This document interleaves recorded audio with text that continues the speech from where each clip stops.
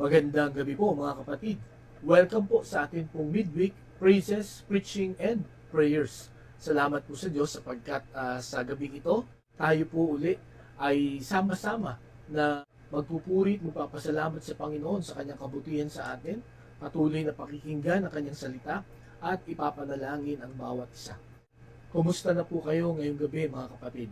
Nawa sa mga kapatiran po natin na nagkaroon ng karamdaman, ang pagpapagaling, ang kalakasan na nagbubuhat sa Panginoon ay sumainyo, at sa mga kasalukuyan po na may karamdaman sa oras na ito, ang akin pong panalangin ay ang pagkilos ng Panginoon, paggamit ng Panginoon sa mga gamot na inyo pong iniinom upang manumbalik po ang inyong pong kalakasan, upang tayo po ay magkasama-sama sa ating pong pagsamba, sa ating pong pag-aaral ng salita ng Panginoon.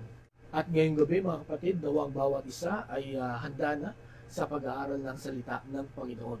Kaya buksan na po natin ang ating mga Bibles sa 1 Corinthians chapter 13, verse 4. 1 Corinthians chapter 13, verse 4, at ang sabi po dito, love is patient, love is kind, it does not envy, it does not boast, it is not proud. Pagpalain po ng Panginoon ang pagkabasa ng kanyang salita, tayo po ay manalangin. Dakilang Diyos, sa gabing ito, nagpupuri, nagpapasalamat kami sa kalakasan, sa maayos na kalagayan na inyo pong pinagkakaloob sa amin. Tinataas po namin sa gabing ito ang mga kapatiran namin na may mga karamdaman. Ikaw po ang magpagaling, magpalakas Panginoon sa kanila. Gamitin mo mga gamot na kanilang iniinom upang manumbalik ang kanilang kalakasan. Sumigla ulit ang kanilang mga pangatawan upang magawa nila yung mga dapat nilang gawin at makasama namin sila ulit sa pagtitipon para ikaw ay sambahin at pag-aralan po ang inyong pong salita. Sa gabing ito, patuloy na tulungan mo kami at turuan kung ano ba ang kahulugan ng pag-ibig at kung paano po ito ipapahayag sa inyo at sa amin pong kapwa. Kaya Panginoon, samahan mo kami sa aming pag-aaral sapagkat ito'y dalangin namin sa pangalan ni Jesus. Amen. Meron pong mag-ama na isang araw ay nagpunta sila sa grocery para mamili ng mga pangailangan nila sa kanilang tahanan. At itong anak na kasama ng kanyang tatay, ito po ay isang toddler, or ang ibig sabihin nito, ito yung panahon na ang bata ay napakalikot, at palaging nagtatantrums. Ito po ay 3 to 4 years old. So, habang sila po ay nag-grocery ng tatay, yung kanyang anak, dun sa cart, at walang ginawa itong batang ito kundi magsisigaw, mag-iiyak, at pagka kumukuha ng mga produkto itong tatay niya, kumukuha din siya, tapos inihahagis niya, at talagang ginugulo niya. Kumbaga talagang masama ang gising, or tinatawag natin na may sumpong itong batang ito. At ang lagi lamang sinasabi ng tatay ay ganito, keep your cool, Albert. Don't lose your temper, Albert. Just stay patient, Albert. We are almost done. Okay? So, yun lang ang kanyang reaction sa ginagawa nitong kanyang anak. At kung sila ay nakapagbayad na, at sila ay papunta na sa sasakyan, sa parking, may isang babae na lumapit sa kanya. Ito yung kasunod niya sa pila. At nasaksihan ng babaeng ito yung pagwawala ng bata, at narinig nitong babae yung laging sinasabi nitong tatay, na keep your cool, Albert. Don't lose your temper, Albert. Just stay patient, Albert. We are almost done. So, sabi po nitong babae, Sir, gusto ko lang po kayong i-congratulate sapagkat napakabait at napakapasensyoso niyong ama. Po? Kasi kung sa iba-iba po yan, ay talagang didisiplinahin na o papaluin na yung anak ninyo na si Albert. And then, sabi nitong tatay, excuse me ma'am, ang pangalan po nitong aking anak ay Leo. At ako po si Albert. So, natulala yung babae. So, dun pala sa tatay niya sinasabi yung stay cool, don't lose your temper, we're almost done. Okay? So, may mga ganun din po ba tayo mga sitwasyon sa ating pong buhay? Na talagang nagtitimpi tayo, talagang kinakausap natin yung ating sarili na hindi maubos yung ating pong pasensya. Based sa kwentong ito, napakahirap maging mabuti, di po ba? You need a lot of effort, a lot of grace para maging mabuti, maging mabait, lalo na sa ibang tao. Since malapit na po ang araw ng mga puso at ang mga tao sa buong mundo ay pinaghahandaan, pinag-iisipan kung paano isi-celebrate itong araw ng mga puso, kung atin pong oobserbahan ang kanilang paraan ay talagang malayong-malayo sa sinasabi ng Biblia at marami ay hindi nakakaluhod sa Panginoon. Or yung iba naman ay kulang. Yung iba basta makapagbigay ng roses, makapagbigay ng chocolates, or makipag-date ay ayos na. Na-express na nila yung kanilang pag-ibig. Ngunit sa Biblia, it's more than those things. Ano po? Hindi enough yung magbigay ka lang ng bulaklak, magbigay ng chocolates, no? And in fact, hindi rin enough yung magsabi ka lang ng I love you. Dapat merong kasunod. At yan po ang ating pag-aaralan ngayon pong gabi. Ano ang sinasabi ng Biblia at papaano ihahayag ang tunay na pag-ibig. Last week atin pong pinag-usapan, love is patient. No po? Ang pag-ibig ay mapagtimpi, no? Matiisin, pasensyoso, nagpapasensya. Kumbaga, when you say love is patient, yung pipigilan mo ang iyong sarili na gumawa ng bagay na makakasakit, na hindi maganda. Ngayon pong gabi, ang atin namang pag-uusapan ay ano naman ang dapat mong gawin. Kung ang kahulugan ng love is patient is withholding something that will hurt others, ito naman pag-uusapan natin ay yung opposite. Kaya pinamagatan ko po ang ating mensahe base po dito sa ating binasa sa 1 Corinthians chapter 13 verse 4, love is kind. Love is kind.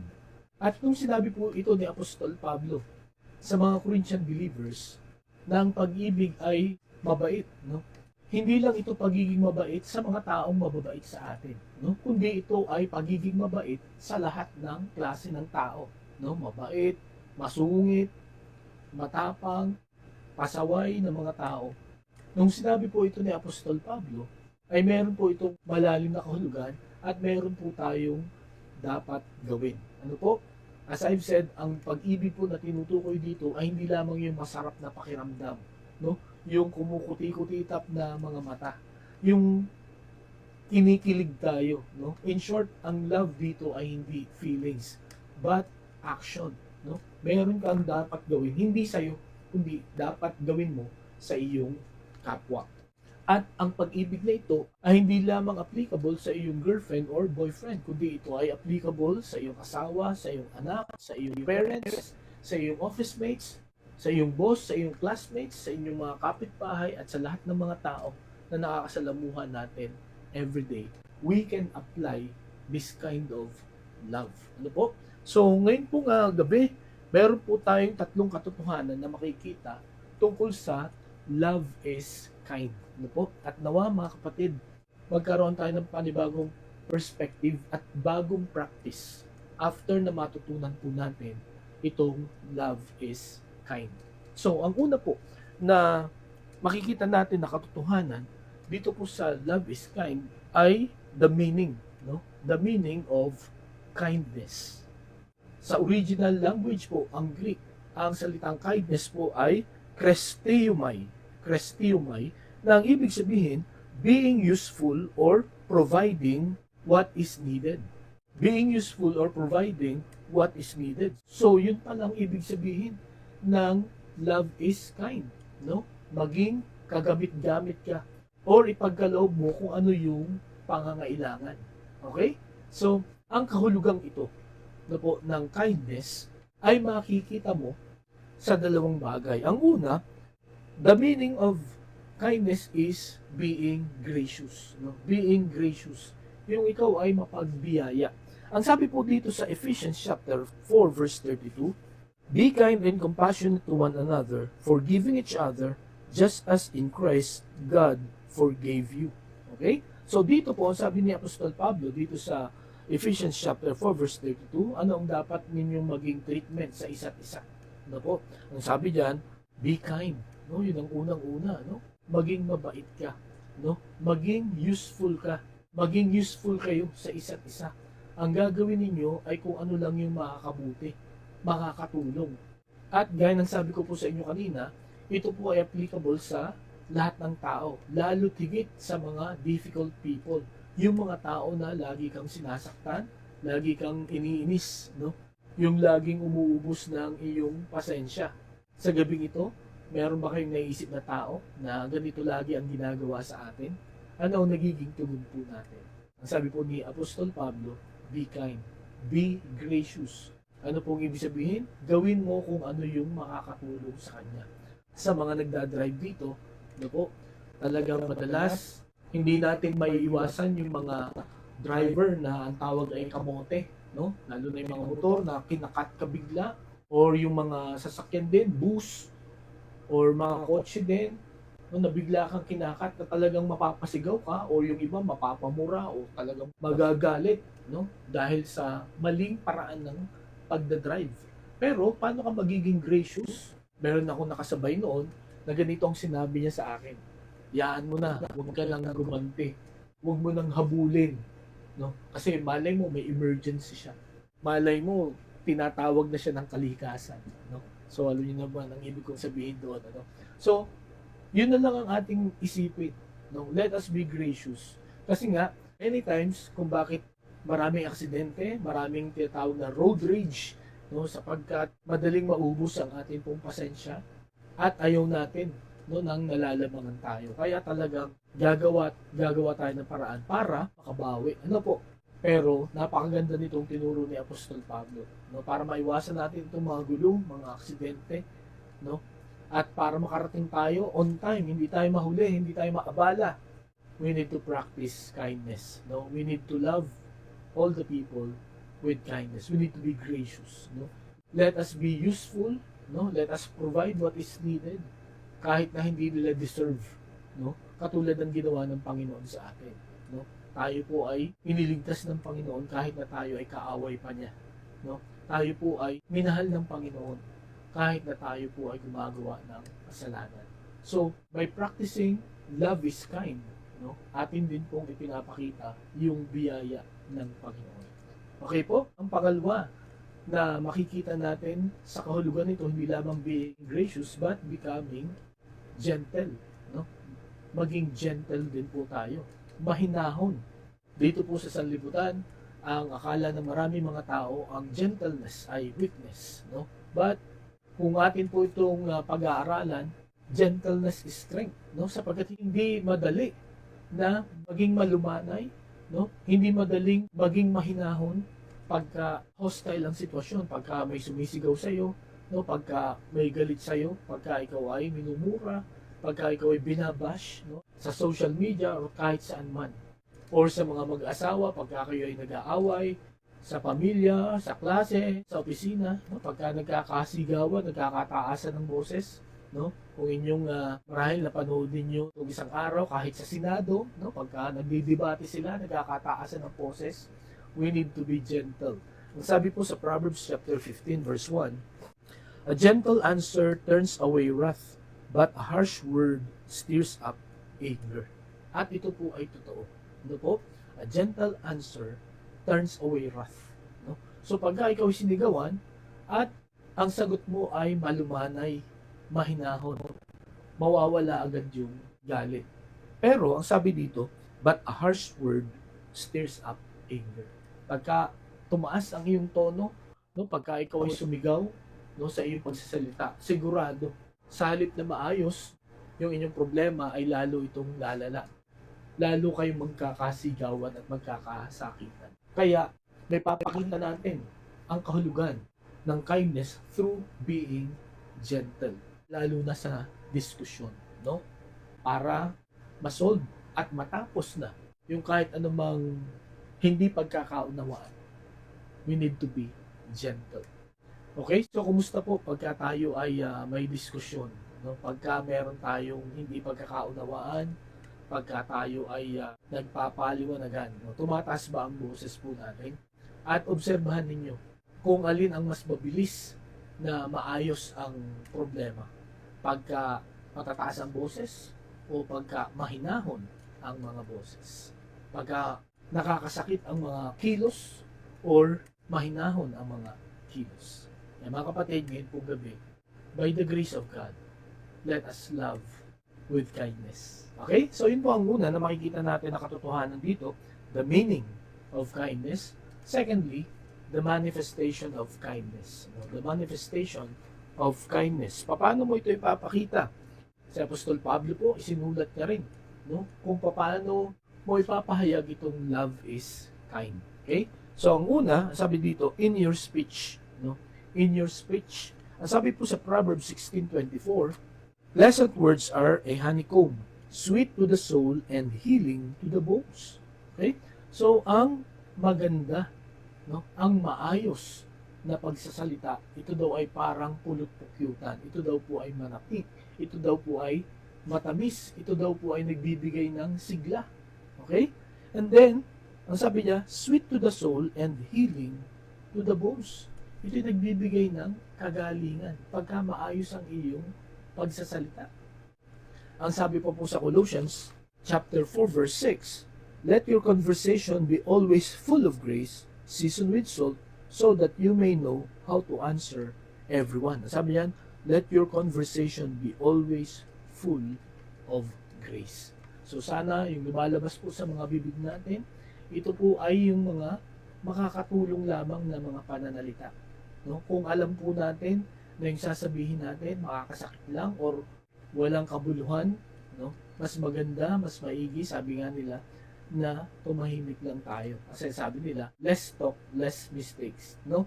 Kaya may papakita daw po natin yung kindness. Yung love is kind through our speech or in our speech. So, kumusta po ang ating pagsasalita? No? May mga tao na laging parang expression na lang nila yung mura. Ano po? Meron akong alam na mag-boyfriend, ang kanilang batian ay mura. No? Basta magkita sila, yun agad ang unang lumalabas sa kanilang bibig. Meron ding mga bata sa ngayon, napakinggan ko sa radyo, na parang ang mga bata ngayon, ano po, ang edad ay below 10 years old, ang lulutong na magmura. At ayon sa mga psychologists, yun ang mga natututunan nila sa kanilang mga napapanood sa social media, ano po, sa TV. Kaya napakahalaga po na ang atin pong paggabay, natin pong mga magulang. No? Let's always check kung paano makipag-usap, ano ang mga sinasabi ng atin pong mga anak. At ganun din po tayo mga parents. Sometimes, sa atin namamana yung mga expressions natin, yung mga paraan po natin ng pagsasalita. So mga kapatid, tandaan po natin, may papakita natin ang kindness in our speech. At ang sabi nga sa Proverbs, ang maayos, magandang pagsasalita, ito po ay nakakatulong, ito po ay nakakapagpalakas, ito ay nakakapagpagaling. Okay? So, nawa mga kapatid, bilang mga mananampalataya, bilang mga taga-sunod ng Panginoong Kristo, nawa mga lumalabas sa bibig natin ay yung makakatulong, yung makakapagpalakas at yung makakapagpagaling namin.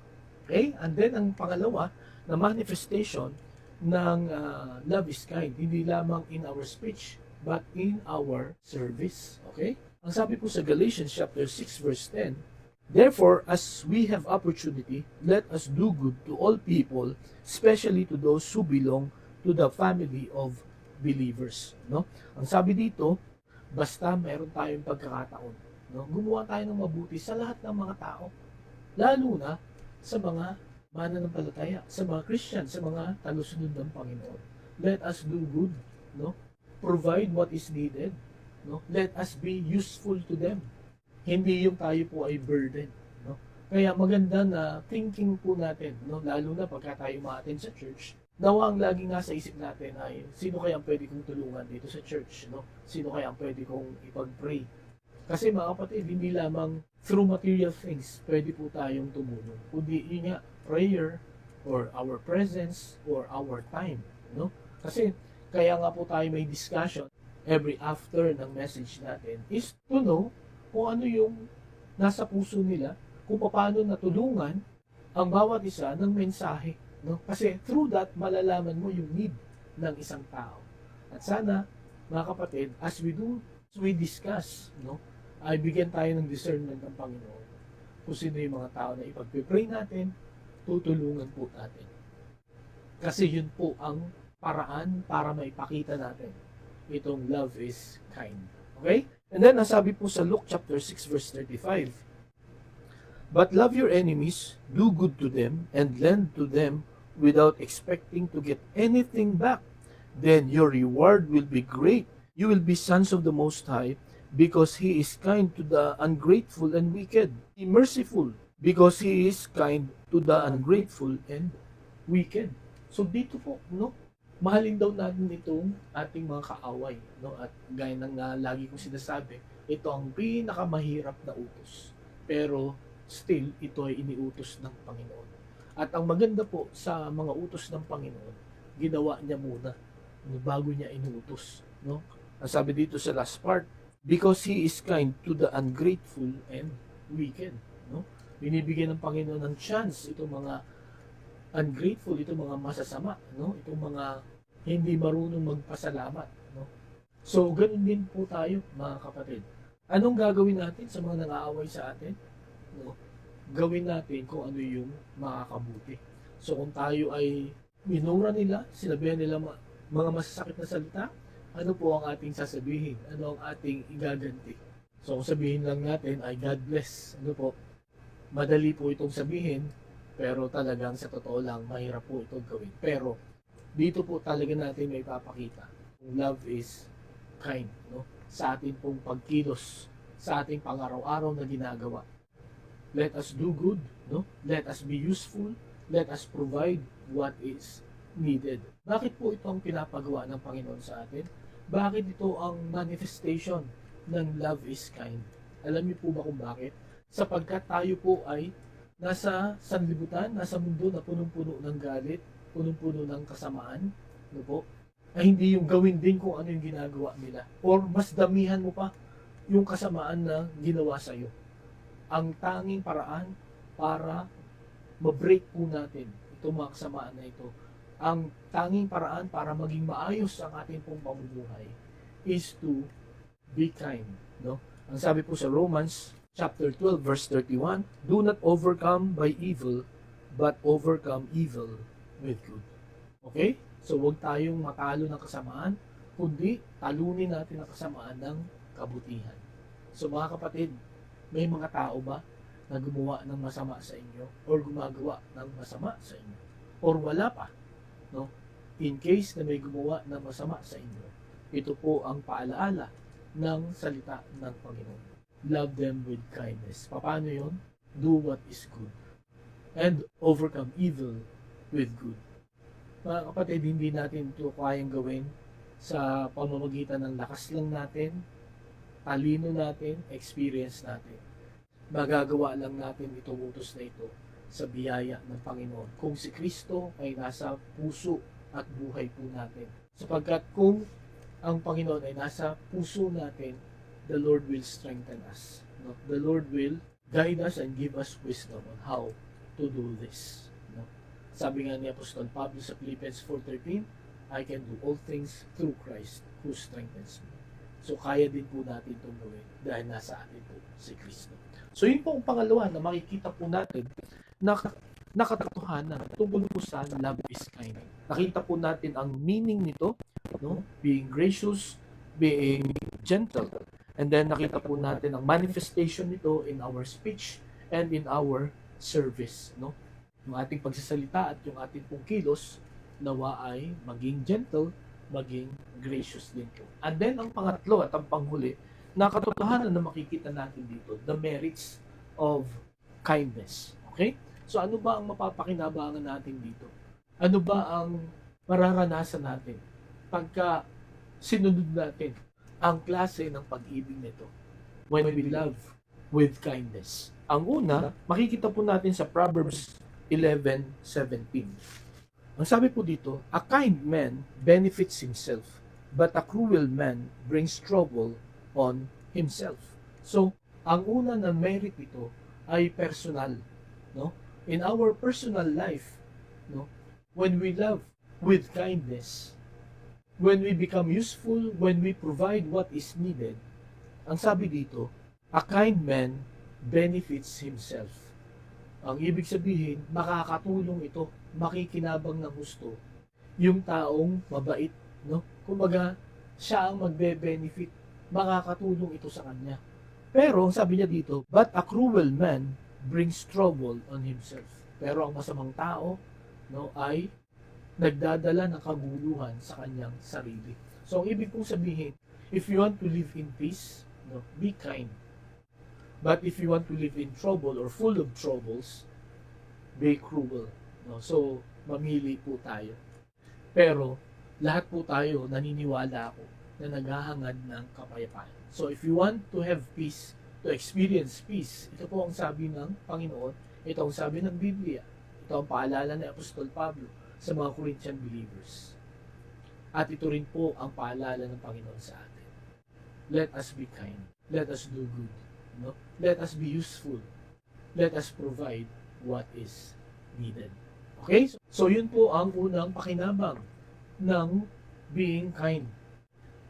It's personal. No? May experience natin ang peace. Pangalawa, hindi lamang it is personal but it is relational. No? Our relationships will benefit through kindness. No? Ang sabi po sa Colossians chapter 3 verse 12. Therefore, as God's chosen people, holy and dearly loved, clothe yourselves with compassion, kindness, humility, gentleness, and patience. And then verse 13, bear with each other and forgive whatever grievances you may have against one another. Forgive as the Lord forgave you. Okay? So, sa atin pong kapwa, sa atin pong mga kapatiran, we are all imperfect. No? Marami tayong mga weaknesses, marami tayong mga inconsistencies, marami tayong mga flaws. At kahit tayo ay mananampalataya na, we are still a work in progress, ika nga. Kumbaga, hindi pa tayo perfect. Unti-unti, little by little, ang Panginoon tayo po ay inaayos. Kaya, makikita pa rin talaga natin yung mga hindi magagandang ugali, hindi magagandang salita. Sa ating church, no, or sa ibang mga churches na ma-attendan natin, makikita po natin ito. Pero, ito ang paraan para tayo po ay maiba. Ito po ang paraan para tayo ay mag-improve at lumago sa ating po mga relationships. No? We need to be kind. No? We need to love with kindness. Sapagkat, hindi lamang tayo ang magbe-benefit dito, kundi maging ang mga tao na nasa kapaligiran po natin. Sabi dito sa verse 12, clothe yourselves with compassion, kindness, humility, gentleness, and patience. Bear with each other and forgive whatever grievances you may have against one another. So, kung ito po ay maghahari, no, sa atin pong samahan, magkakaroon po tayo ng unity, magkakaroon tayo ng harmony, no, sa isa't isa. At atin pong magagawa ang gusto ng Panginoon ay ipagawa sa atin, at tayo po ay magiging buhay na patotoo sa mga mananampalataya at sa mga hindi mananampalataya. Na tayo po na mga tagasunod ng Panginoong Kristo, nagpapatawaran tayo, we do good to each other, at nagtutulungan po tayo sa bawat isa para makarecover. So ngayong gabi mga kapatid, yun po ang makikita natin tatlong katotohanan tungkol po sa love is kind. Makikita po natin ang biblical kind of love is not mainly according to what you feel. Di ba? Kasi tayo basta't marinig natin ang salitang pag-ibig, kailangan yung magaan sa pakiramdam, no? At yung mga tao na nakasalamuha mo, mga mababait, no? Masasaya, mabubuti, na kumbaga nagpapakilig ng iyong puso. Pero dito po sa pinag-aralan natin ngayon pong gabi, ito po ang tunay na pag-ibig. Love is action. Kahit na gusto mo or ayaw mo, no? Pero ito dapat ang ginagawa ng isang nagmamahal. He is kind.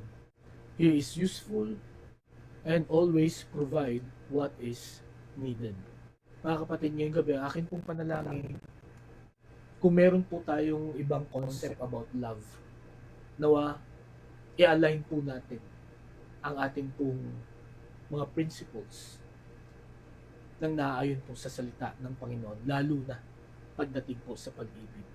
Ang sabi po dito sa ating pinag-aralan, last week at saka ngayon, love is patient, love is kind. Tandaan po natin, pagka ginawa natin ito, it will benefit us personally. And it will benefit our relationships. Tayo po'y manalangin. Dakilang Diyos, salamat po sa paalaala ng iyong salita. Salamat po sa mayaman na kahulugan ng love is kind. Tulungan mo kami to show them that love is kind. Love is making yourself useful, and always providing what is needed. Tulungan mo kami na maunawaan ang konseptong ito at maisagawa namin sa aming pong buhay, hindi lamang sa mga taong mga mababait sa amin, lalo tigit yung mga tao na nahihirapan kami na pakisamahan. Panginoon, alam ko po na ang bawat isa sa amin ay may mga tao na nahihirapan kaming mahalin. Lord, tulungan mo kami sa biyaya mo to be kind to them para maipakita namin ang biyaya, ang kapangyarihan, ang kaluwalhatian ng Panginoon sa buhay namin upang sila rin po ay mahikayat namin na lumapit, Panginoon, sa iyo. Salamat po ulit sa gabing ito. Salamat sa bawat isa na nakinig at tulungan mo nga kami na may apply ito sa aming pong buhay. Sapagkat lahat ng ito'y dalangin namin sa pangalan ni Jesus. Amen. Maraming salamat po ulit sa inyong pakikinig. Pagpalain tayo ng Panginoon. Mag-ingat po tayong lahat at magandang gabi sa bawat isa.